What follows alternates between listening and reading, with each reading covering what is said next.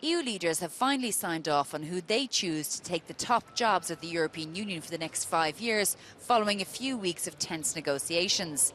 Ursula von der Leyen has been proposed as President of the European Commission for a second term, former Portuguese Prime Minister António Costa as President of the European Council, and Prime Minister of Estonia, Kaja Kallas, as the EU's foreign policy chief.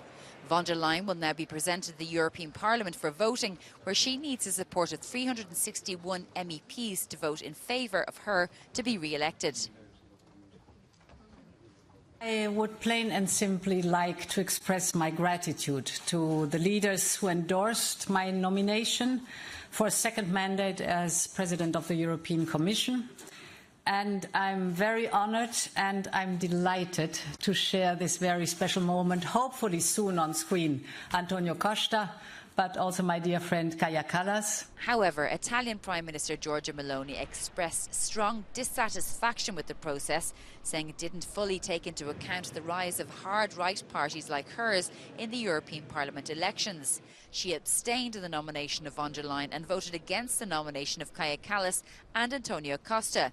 There's concern that her rejection is a sign of turbulent times ahead for the EU. Indeed, Giorgia Meloni abstained. And I think it is very important to work well in the European Council with the Prime Minister, with Italy, like with all other member states. So this is a principle for me which I followed all the time. The next hurdle for Ursula von der Leyen is the trickiest. The votes in the European Parliament for her re-election are wafer thin and nothing is guaranteed. She said she wants to work with the coalition of the Greens, the Socialists and the Liberals, but she'll likely have to look further afield to potentially the far right, led by Giorgia Meloni, which will upset the coalition.